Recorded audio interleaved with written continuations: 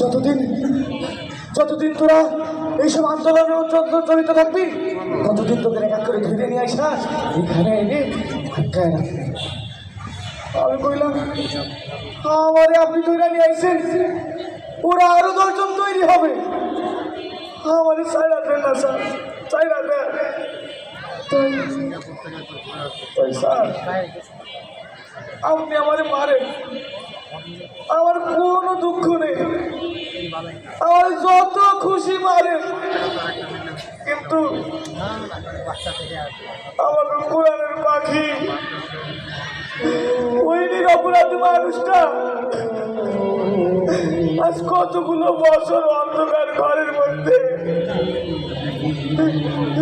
জীবন যাপন করতেছে, আপনি ওই মানুষটার ছাড়া দেন স্যার। ওই মানুষগুলো অন্ধকার থেকে লোকজনকে আলোর পথে ডাকত, মানুষগুলোর ইসলামের পথে ডাকত। আপনি আমার যত খুশি মারেন, ওই লোকগুলারে ছাড়া দেন, ওই লোকগুলারে ছাড়া দেন। এই কথা করে আমার বুকে 1 লাঠি মারা ফেলা দিচ্ছে, আমার বুকের উপরে লাঠি মারছে, এইভাবে লাঠি মারছে, আমার গলাটি বাঁধছে। আমি কইলাম আমার আর বাইরে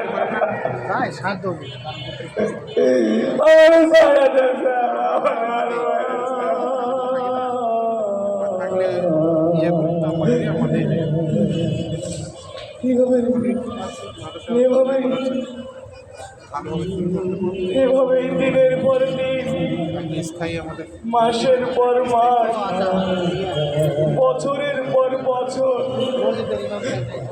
এই অন্ধকার ঘরের মধ্যে জীবন যাপন করছি।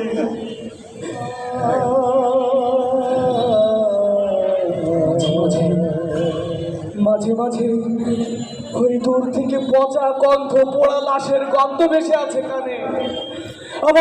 আবার মাঝে মাঝে এদিক থেকে চিৎকারের আওয়াজ শোনা যায়, আবার এদিক থেকে মাঝে মাঝে বাচ্চার কান্নার আওয়াজ ভেসে আসে।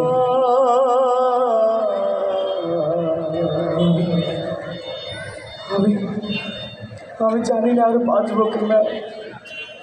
দিন দিন আমার শরীর নিস্তেজ হয়ে যাচ্ছে, মনে হচ্ছে এখনই বোধহয় আমি এখনই মারা যাব।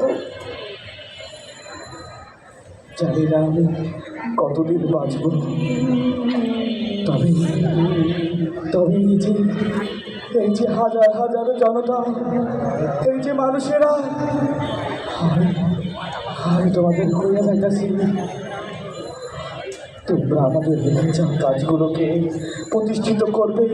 যদি তার জন্য তোমাদের রক্ত দিতে হয়, তার জন্য তোমাদের যদি বাড়ি ছাড়তে হয়, তার জন্য যদি তোমাদের জীবন দিতে হয়, তোমরা কি তার জন্য প্রস্তুত আছো?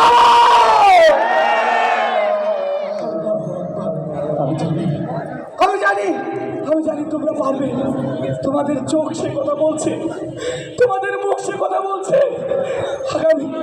আগামীর দিন হবে ইসলামের বাংলাদেশ, আগামীর দিন হবে কোরআনের বাংলাদেশ।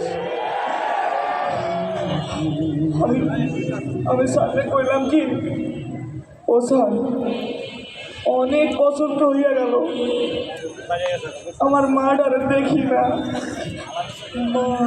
আমার মার সাথে কিন্তু কথা কয়ে দিবে। কইল কি, তোরে যখন আমরা তুইলা নিয়ে আইছিলাম, তোর শোকে তোর মা কাঁদতে কাঁদতে এখান থেকে আরো অনেক বছর আগে মইরা গেছে, বুঝতে পারছিস?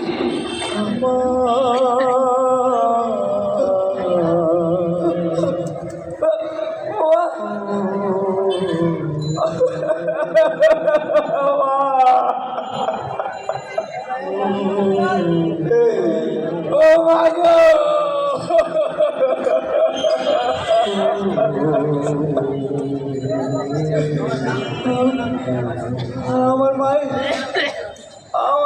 আমার অনেক আদর করতো, আমার মুখে